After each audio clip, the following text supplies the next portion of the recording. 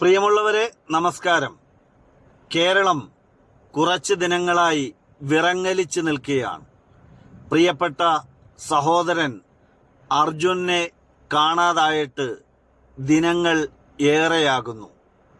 അർജുനെ ഒരു വിവരവും കിട്ടിയിട്ടില്ല.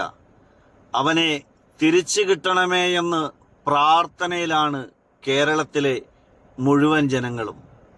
അതിനിടയിലാണ് ഇന്ന് രാവിലെ നമ്മളെ തേടിയെത്തിയിരിക്കുന്ന മറ്റൊരു ദുരന്തം. വയനാട് ദുരന്തം മലയാളികളെ സംബന്ധിച്ചിടത്തോളം ഏറെ വേദനയുളവാക്കുകയാണ്. ഇപ്പോൾ എനിക്ക് പറയുവാനുള്ളത്, അവിടുത്തെ ജീവകാരുണ്യ പ്രവർത്തന മേഖലയിൽ സജീവമായി നിൽക്കുന്ന സന്നദ്ധ സംഘടനാ പ്രവർത്തകർക്കും അതുപോലെ തന്നെ പോലീസ് സംവിധാനങ്ങൾക്കും ഒന്നും തടസ്സം വരുന്ന രീതിയിൽ ജനങ്ങൾ കാഴ്ചക്കാരായി ആ പ്രദേശത്തേക്ക് പോകാതിരിക്കുവാനും അതുപോലെ തന്നെ സർക്കാർ പുറപ്പെടുവിക്കുന്ന എല്ലാ മാനദണ്ഡങ്ങളും പാലിക്കുവാനും എല്ലാം നാം ഓരോരുത്തരും തയ്യാറാകണം.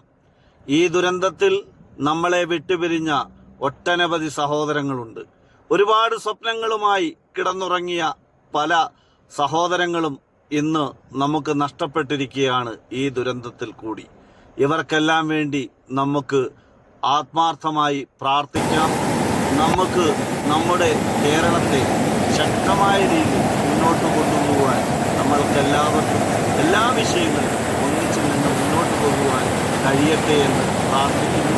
നന്ദി, നമസ്കാരം.